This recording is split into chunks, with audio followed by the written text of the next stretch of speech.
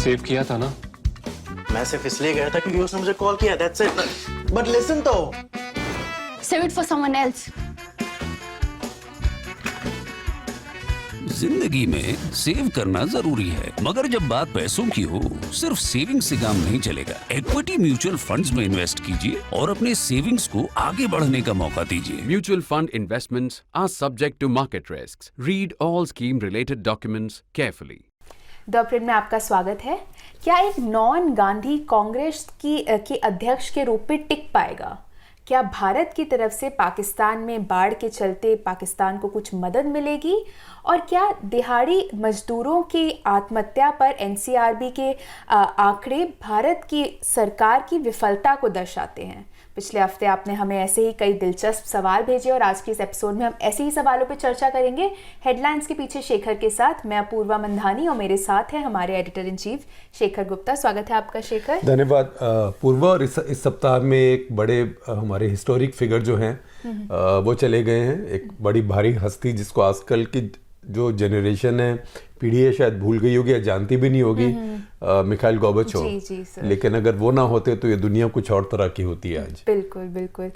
तो शेखर, सबसे पहला जो आज सवाल आ रहा है, पहले दो सवाल कांग्रेस पे हैं। आदित्य द्यूस्कर का सवाल है जो कि हमारे मेंबर हैं, वो पूछ रहे हैं कि राहुल गांधी के कांग्रेस का अध्यक्ष पद लेने से इनकार करने से गहलोत और थरूर के संभावित अध्यक्षों के रूप में चर्चा हो रही है, लेकिन क्या आपको लगता है कि एक नॉन गांधी अध्यक्ष होना for the sake of it, इससे कांग्रेस को पुनर्जीवित किया जा सकेगा? क्या किसी नॉन गांधी को काडर से पर्याप्त समर्थन और इस आधार पर कड़े फैसले लेने मिलेंगे, या वे गांधी परिवार का एक रबर स्टैम्प बन के रह जाएंगे? देखिए, पहली बात तो ये है कि जब तक ये होगा तब तक कांग्रेस का क्या बचेगा, क्योंकि कांग्रेस सब इस समय इतनी तेजी से नीचे जा रही है और कांग्रेस के नेता हर राज्य में छटपटा रहे हैं और आपस में लड़ भी रहे हैं। और लड़ भी क्या रहे हैं कि वो लोग इस समय ज़्यादा वफादार बन गए हैं गांधी परिवार के, जिनको 2.5 वोट भी नहीं मिलता। तो हर राज्य में जो थोड़े बहुत नेता बचे कांग्रेस के पास वोट लेने वाले, अब देखिए इतनी बड़ी पार्टी के सिर्फ 52 MP हैं जो जीत के आए हैं जी। बाकी सब तो खैरात में आए हैं राज्यसभा में, तो 52 MP जीत के आए हैं। 52 में से आप समझिए कि 10-12 तो ये जो अपने अरेंजमेंट्स में है, ख़ास करके तमिलनाडु में है, उसमें से आए हैं।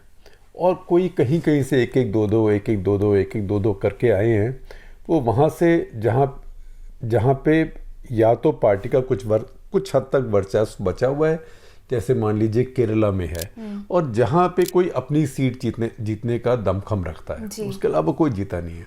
अब वही लोग जो जीत के आए हैं वही आइसोलेट हो रहे हैं, और वो लोग जिन्होंने सालों से, छोड़िए दशकों से, और कुछ ने तो सारे जीवन में कभी भी चुनाव नहीं लड़ा है। आप छोड़ दीजिए, वो उन्होंने मोहल्ले का, रेजिडेंट वेलफेयर एसोसिएशन का, पंचायत का चुनाव किसी का नहीं लड़ा है। वो इतने एंटाइटल्ड हैं कि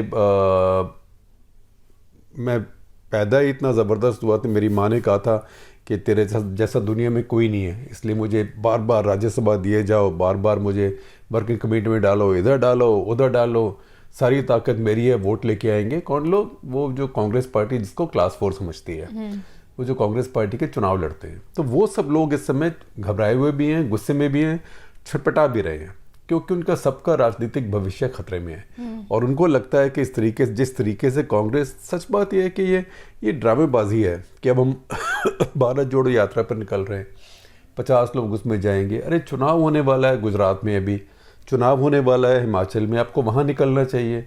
वहाँ पार्टी को अब दोबारा बिल्ड कीजिए, वहाँ पे अध्यक्ष कौन उसको ठीक से बनाइए, कैंडिडेट चुनने शुरू कीजिए। आपके लिए बहुत बड़ी बात है। इस समय आप मतलब आग कहीं और लगी है, बुझाने आप कहीं और चले हैं। तो ये तो ऐसे है जैसे फायर ब्रिगेड रास्ता भूल के बिल्कुल कोई और जगह चली जाए।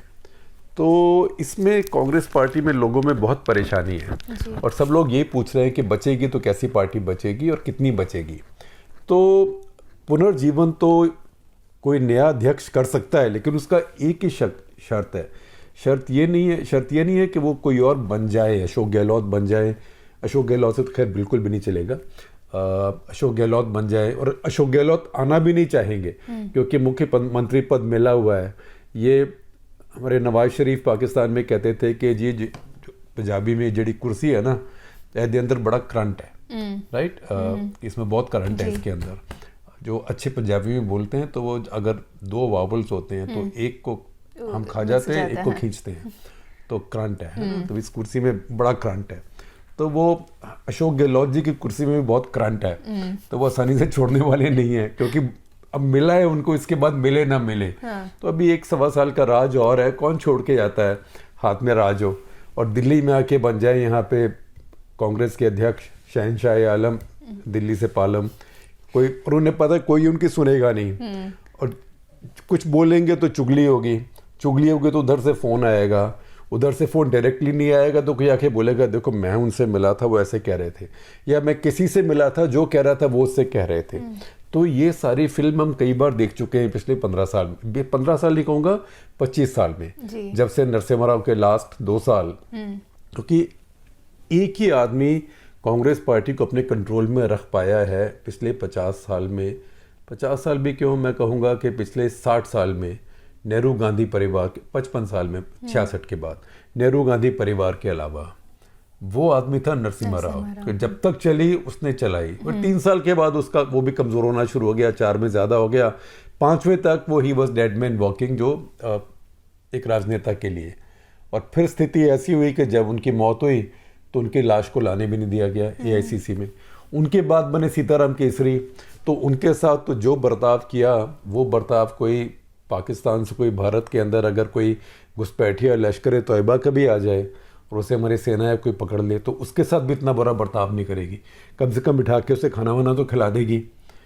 तो ऐसी पार्टी जिसमें हमेशा हर किसी को लगा रहता है कि वो लोग क्या सोच रहे हैं, तो इसमें कोई फ़र्क नहीं पड़ता कि इसमें प्रेसिडेंट कौन बनेगा, जब तक कि गांधी बिल्कुल राजनीति से बाहर ना हो जाएं। अगर गांधी इस राजनीति से बाहर होने वाले हैं तो राहुल गांधी अभी ये मार्च क्यों लेके जा रहे हैं, भारत जोड़ो? इसका मतलब है कि नेता तो वही रहेंगे जी।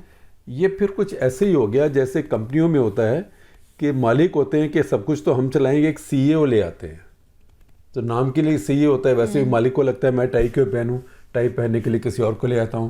तो जैसे कहते हैं ना, किसी और को आपने बेवकूफ़ बना दिया, टोपी पहना दी, वैसे किसी को टाई पहना दी। तो ये जो कांग्रेस का प्रेसिडेंट बनेगा, वो अध्यक्ष बनेगा, वो टाई पहनाने वाला, टाई पहना हुआ CEO बनेगा। अगर गांधी बिल्कुल बाहर निकल जाए इससे, यही वीर सांघवी ने अपने आर्टिकल में हमारे यहाँ लिखा है कि एक तरीके से कांग्रेस फिर दोबारा जिंदा हो सकती है, लेकिन उसके लिए गांधी परिवार को एक और त्याग करना पड़ेगा। तो मैं नहीं समझता कि कौन कांग्रेस का प्रेसिडेंट बनेगा, ये कोई बहुत बड़ी बात है। बड़ी बात यह है कि तब तक कांग्रेस का क्या बचेगा और कांग्रेस में कौन बचेगा। कि आज भी हम बात कर रहे हैं तो आप देखिए कि महाराष्ट्र में जो कांग्रेस के लिए बहुत ज़बरदस्त बड़ी स्टेट है, जहां कांग्रेस राज करती रही है, लेकिन डिक्लाइन हो रहा है वहां पे। तो एक डिक्लाइन तो हर जगह कांग्रेस का हुआ है। महाराष्ट्र में भी पिछले चुनाव में कांग्रेस NCP से भी पीछे रह गई, जो कि शर्म की बात है, और ये दिखाती है कि पार्टी की स्थिति पहले से गंभीर थी। तो वहाँ पे जो कांग्रेस के नेता बचे हुए हैं, पृथ्वीराज चौहान, अशोक चौहान, ये सब लोग जाके देवेंद्र फडणवीस वगैरह से मिले हैं। ये क्यों मिले हैं? और ये उस समय मिले हैं जबकि पृथ्वीराज चौहान मिलने गए थे गुलाम नबी आज़ाद से, और उसके ऊपर उन्हीं के पार्टी के लोगों ने उनके ऊपर हमला शुरू कर दिया। अब देखिए, हुड्डा जी मिलने गए थे उनको। अब हुड्डा जी पुराने नेता हैं, दीपेंद्र नहीं उसके फादर, वो कांग्रेस के सबसे सीनियर लोगों में से हैं। वो हरियाणा में अभी भी 40-50 हज़ार 1 लाख की भीड़ भी इकट्ठी कर सकते हैं। कांग्रेस में मेरे ख्याल 5 लोग भी ऐसे नहीं हैं जो ऐसा कर सकते हैं।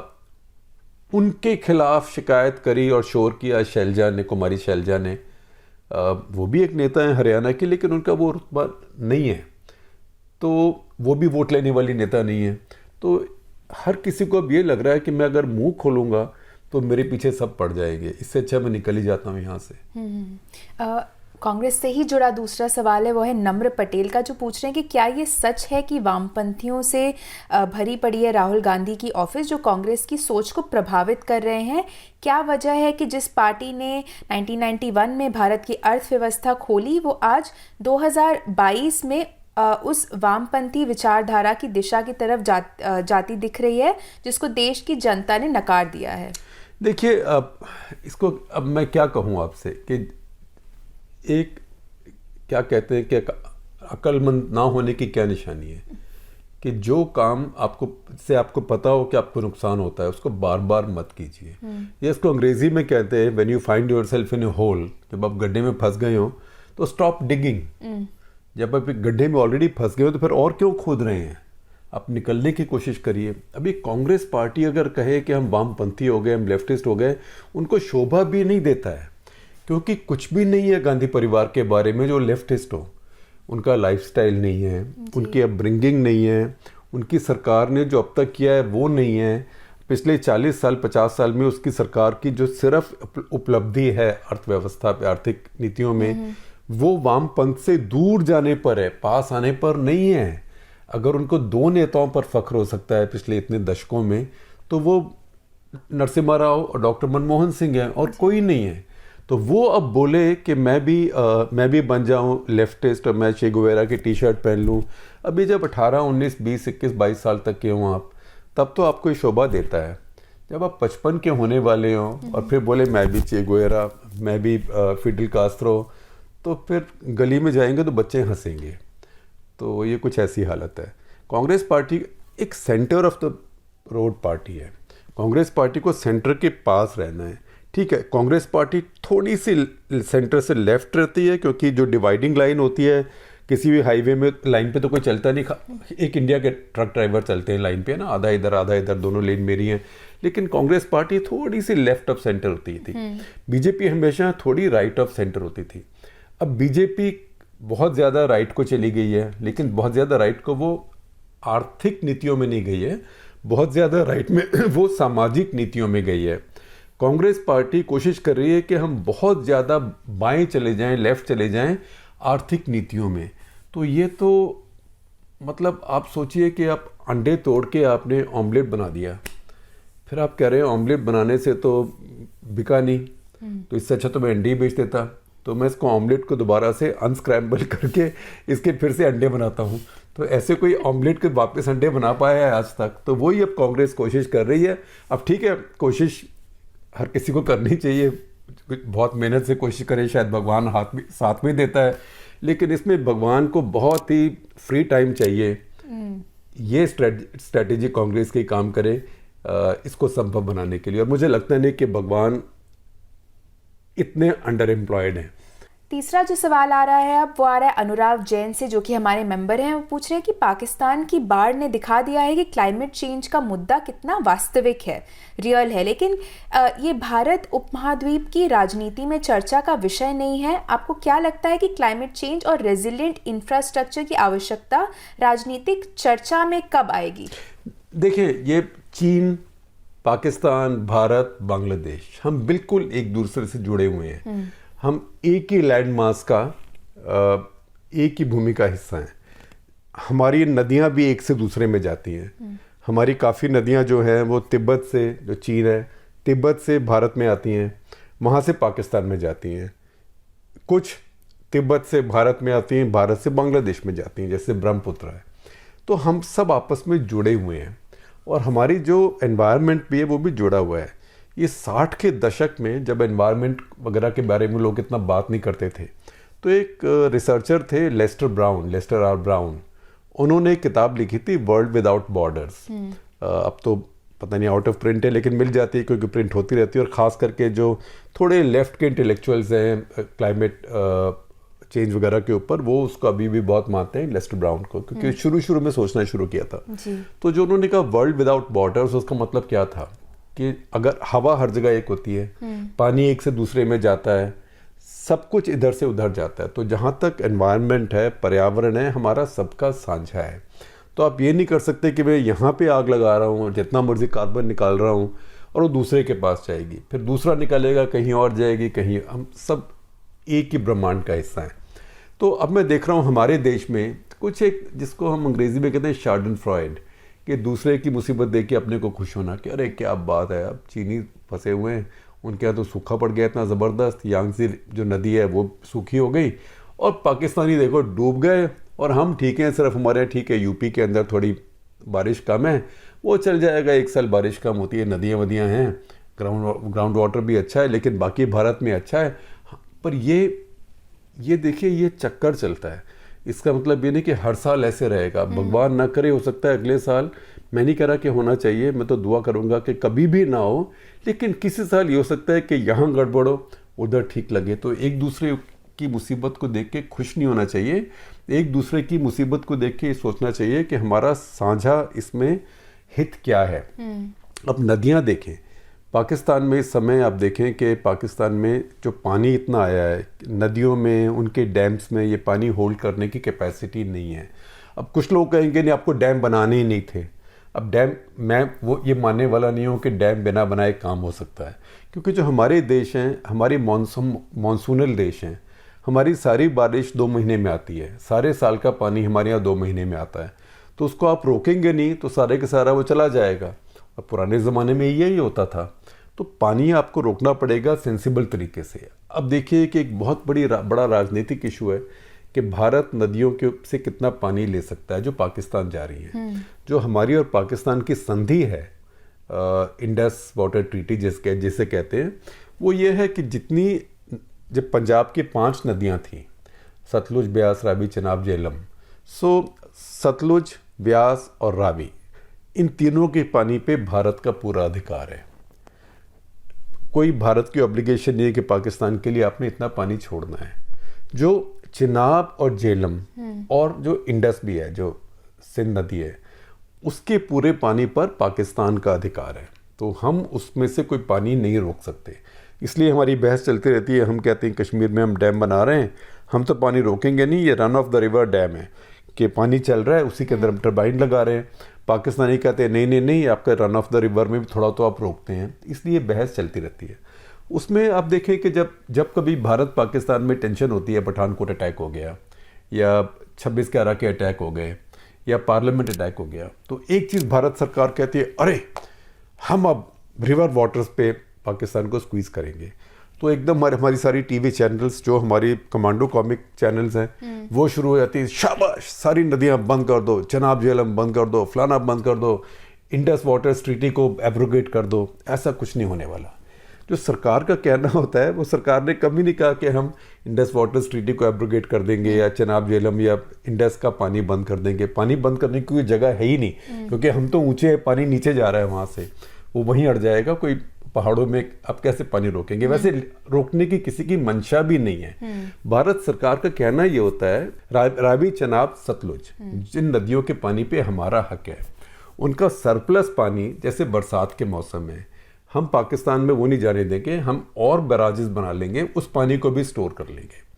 तो पंजाब की भी पॉलिटिक्स में कई नेता ये कहते हैं, और ये बात बीजेपी वाले भी कह चुके हैं, कुछ बार मोदी जी भी हिंट कर चुके हैं, नितिन गडकरी ने भी कहा कि जो पंजाब हरियाणा की सतलुज यमुना लिंक कनाल की प्रॉब्लम है, सतलुज वाटर्स की प्रॉब्लम है, वो हम एक दिन में सॉल्व कर देंगे।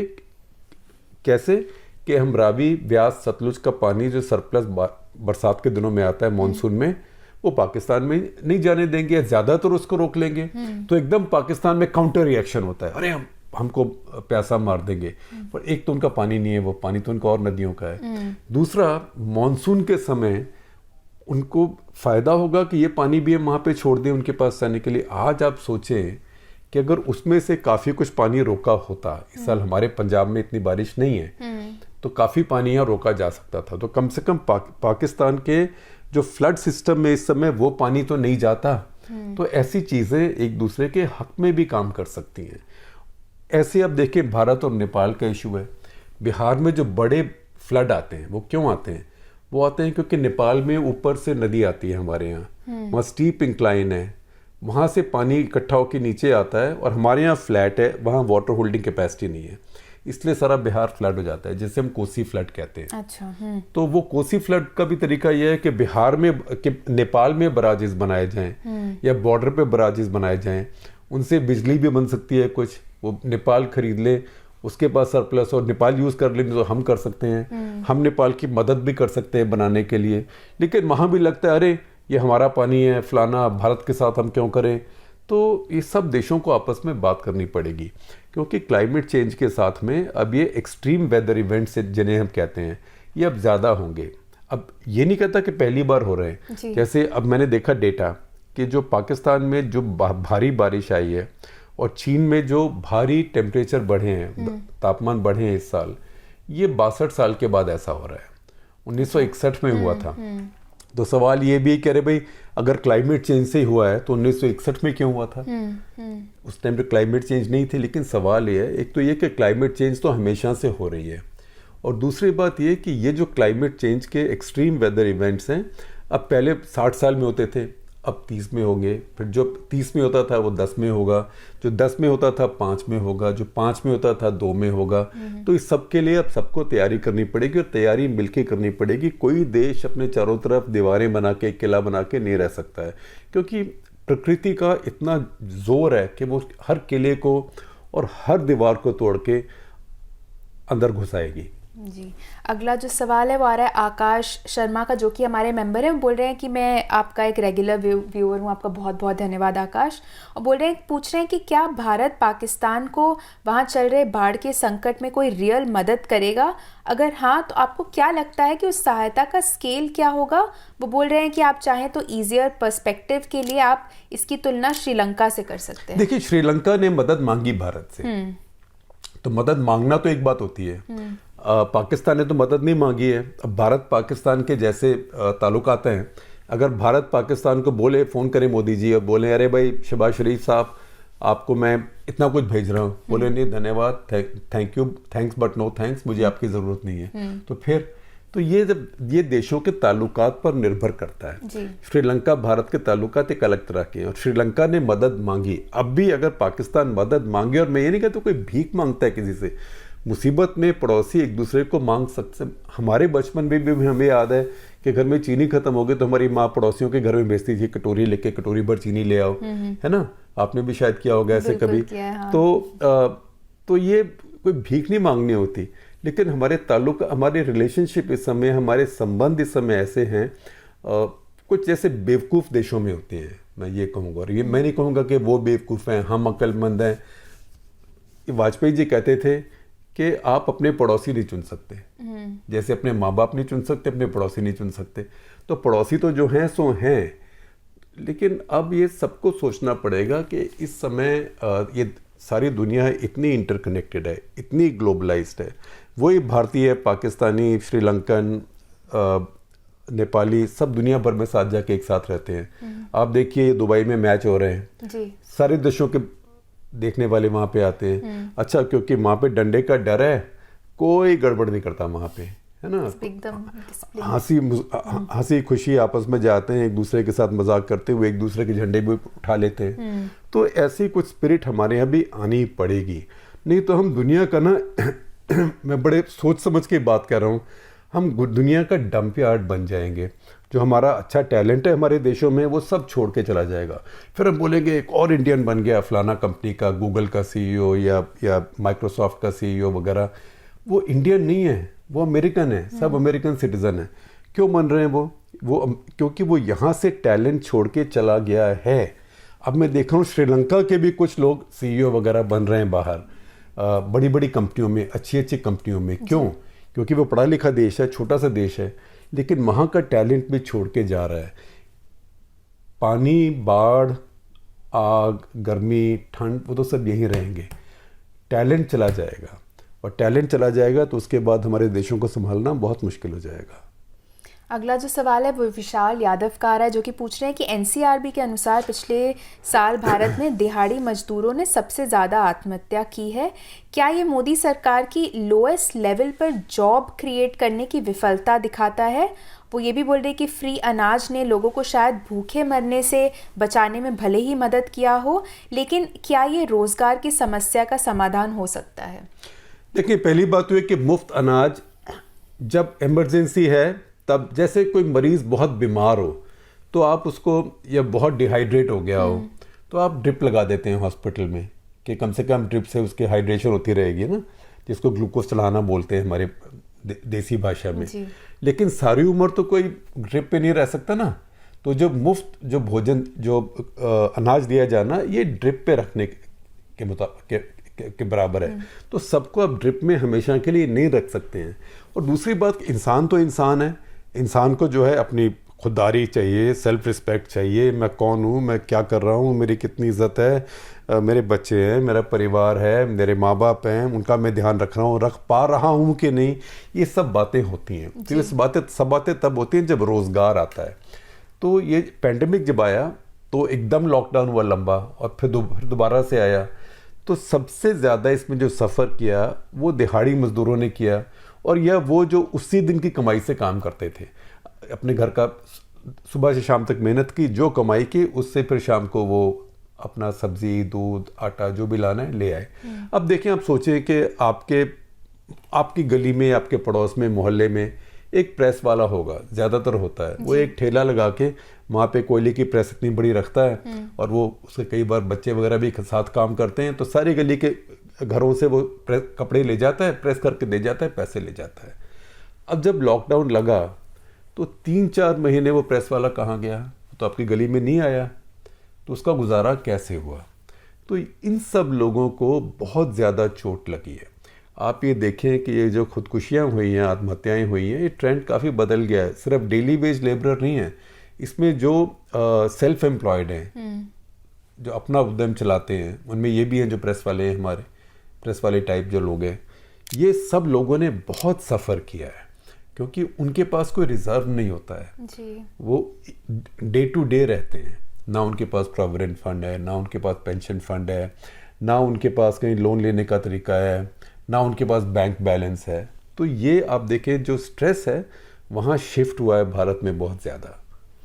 अगला जो सवाल है वो विमर्श चतुर्वेदी का आ रहा है, जो कि हमारे मेंबर हैं। वो पूछ रहे हैं कि अधिकांश भाजपा समर्थक ये बोस्ट करते हैं कि पार्टी लोकतांत्रिक तरीके से अपने लीडर्स का चुनाव करती है। वो पूछ रहे हैं कि ये कितना सच है, इस डेमोक्रेसी का स्ट्रक्चर क्या है, कौन इसमें वोट करता है, और इसका ये बेसिकली वो पूछ रहे हैं कि इसकी इंटरनल डेमोक्रेसी कैसे काम करती है। देखिए, भाजपा में ये होता था, और अगर भाजपा में इंटरनल डेमोक्रेसी ना होती तो मोदी जी 2013 में भाजपा के प्राइम मिनिस्टरशिप के लिए, प्रधानमंत्री के लिए उम्मीदवार नहीं बनते, क्योंकि तब राष्ट्रीय स्तर के नेता थे। अडवाणी जी तो खुद थे, अडवाणी जी थे, मुरली मनोहर जोशी के थोड़े से अंडर द शेड थे बाय देन। अडवाणी जी थे, सुषमा स्वराज थी, अरुण जेटली थे, राजनाथ सिंह थे, गडकरी थे, ये सब, वेंकैया नायडू, ये सब लोग पार्टी के अध्यक्ष रह चुके थे, तो छोटे मोटे नहीं थे। लेकिन उन सब के बावजूद मोदी सामने आए। मोदी क्यों आए? वो तो एक राज्य के मुख्यमंत्री थे, और इंडिया भारत के सबसे बड़े राज्यों में नहीं है। आप करीब करीब सोचें तो जो गुजरात है, यूपी के 1/3 से भी छोटा है। अगर आप देखें कितनी सीटें पार्लियामेंट में आती हैं, देश की राजनीति में तो उतना ही वेट होता है एक राज्य का, और महाराष्ट्र से भी करीब आधा है। तो वहाँ से आके उन्होंने जैसे एक पॉलिटिक्स अपनी रन करी अपनी पार्टी में, वो एक तरह से बीजेपी में प्राइमरीज ही हुई थी, जैसे अमेरिका में प्राइमरीज होती हैं। प्राइमरीज में अमेरिका में पार्टी के मेंबर्स जो हैं वोट करते हैं, यहाँ पे उनके प्रतिनिधि वगैरह सब वोट हुआ। और फिर समय ऐसे आ गया, एक बार राजनाथ सिंह जी ने मुझे कहा भी था मेरे साथ इंटरव्यू में कि भाई मैं अध्यक्ष हूँ और मैंने मोदी जी को मैंने कहा कि बने पार्टी के उम्मीदवार। हाँ, इसमें मेरी खास कंट्रीब्यूशन, मेरा योगदान कंट्रीब्यूशन खास है नहीं, क्योंकि पार्टी के रैंक एंड फाइल यही चाहती थी। तो वो पार्टी के अंदर एक डेमोक्रेसी थी, वो बिल्कुल वोट दे के नहीं हुई, पर एक डेमोक्रेसी थी। आज वो डेमोक्रेटिक प्रोसेस बीजेपी में नहीं है। अब बीजेपी का बड़ा भारी स्तर पर कांग्रेसाइजेशन हुआ है, तो बीजेपी में भी हाई कमांड है, हर चीज़ हाई कमांड से आती है। और बीजेपी के जो मुख्यमंत्री भी हैं, उनका भी कुछ ऐसा ही हाल हो रहा है जैसे कि कांग्रेस पार्टी के मुख्यमंत्रियों का हुआ करता था कि हर अपॉइंटमेंट के लिए भी दिल्ली से क्लियर करो। अभी एक मुख्यमंत्री है बीजेपी का जो इस मामले पे थोड़ा सा अड़ा हुआ है केंद्र के आगे, वो योगी आदित्यनाथ है। लेकिन उनको भी कभी कभी सबक सिखाया जाता है। जैसे अवनीश अवस्थी थे, उनके बहुत उनके ट्रस्टेड अफसर थे, और वो चाहते थे कि उनको एक्सटेंशन दी जाए। 3 बार उन्होंने एक्सटेंशन के लिए रिकमेंडेशन दिल्ली भेजी, उन्होंने मना कर दिया। आप देखें कि ये उनके लिए बहुत, इसको मानना बड़ा मुश्किल है, लेकिन हाई कमांड है। और ये भी उस पार्टी ने और उस सरकार ने मना कर दिया, केंद्र सरकार ने, जो अपनी पसंद के अफसरों को तो रोज एक्सटेंशन दे रही है। अगर जो न्यू मोती बाग जिसको कहते हैं, जो नई कॉलोनी बनी है अफसरों के लिए, वहाँ की अगर टेलीफोन डायरेक्टरी आप उठाएं तो उसमें से करीब 70% लोग तो रिटायर्ड हैं, वो रिटायर होने के बाद या रीएम्प्लॉयड है या एक्सटेंशन पर है। तो अपने आप तो आप एक्सटेंशन दुनिया भर को दिए जा रहे हो कि इफेक्टिवली आपने रिटायरमेंट एज 65 कर दी है भारत सरकार में। लेकिन जब आपके सबसे शक्तिशाली मुख्यमंत्री ने एक अफसर के लिए मांगा, आपने उसको नहीं दिया। तो ये मैं ये भी नहीं मानता कि बीजेपी ने कुछ शिवराज सिंह चौहान के साथ किया हो या किसी के साथ किया हो। वो एक इस बात का सबूत है कि बीजेपी अब हाई कमांड रन पार्टी बन गई है। लेकिन उससे बड़ा सबूत ये है कि वो योगी आदित्यनाथ की भी इतनी बात भी नहीं मानते हैं। तो वो नज़र आ रहा है कि बीजेपी में भी अब वो आंतरिक लोकतंत्र नहीं है जो आज से 10 साल पहले था। बीजेपी नई कांग्रेस बनती जा रही है, पूरी बनी नहीं है पर बनती जा रही है। आज का आखिरी सवाल शेखर क्रिकेट पे है। फरीद अहमद पूछ रहे हैं कि आप मुझे बोल रहे हैं कि आप प्लीज़ एसजी से आजकल की क्रिकेट कमेंट्री के बारे में पूछें और सुधारने के लिए क्या किया जा सकता है, और वो ये भी पूछ रहे हैं कि आपके फेवरेट कौन है। देखिए, पहली बात तो है कि क्रिकेट कमेंट्री एक प्रोफेशनल चीज़ है। सो अगर कोई खिलाड़ी रहा हो इसका मतलब ये नहीं कि वो ऑटोमेटिकली कमेंटेटर बन जाएगा। कुछ लोग बन जाते हैं बहुत अच्छे कमेंटेटर, कुछ लोग नहीं बन पाते हैं, और कुछ लोग बदकिस्मती से कॉमेडियन बन जाते हैं।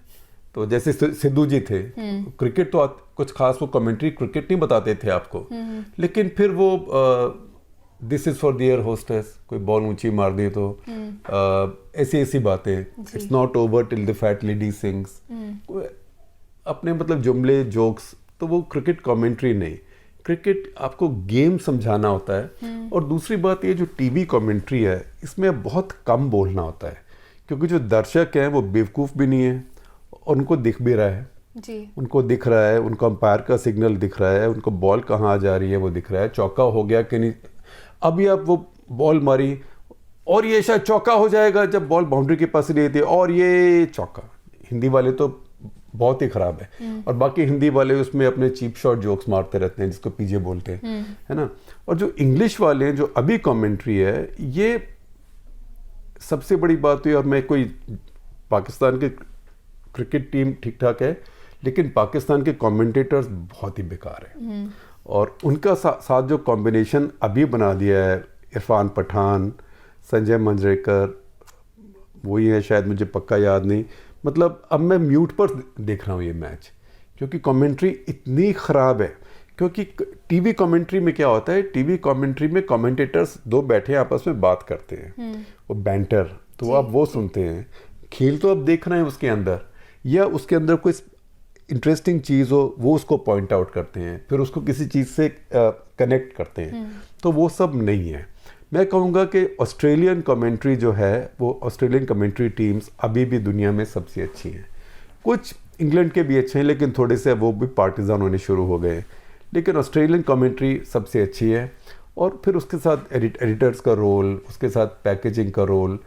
अब जो ये कमेंट्री हो रही है जो एशिया कप में, ये तो मैं म्यूट के अलावा नहीं देख सकता। मतलब इसको अगर मैं सुन के देखूंगा तो मेरे कानों से धुआं निकलना शुरू हो जाएगा। चलिए, इसी के साथ हमारा आज का एपिसोड यहीं खत्म होता है। आशा करती हूँ आपको एपिसोड पसंद आया हो। हमें कमेंट सेक्शन में ज़रूर बताएं। हमसे जुड़ने के लिए आपका बहुत बहुत धन्यवाद। बहुत धन्यवाद आपका। और आप मैच भी देखते रहिए, और हमारे यहाँ तो T20 क्रिकेट से ज़्यादा T20 पॉलिटिक्स होता है, उसको भी देखते रहिए।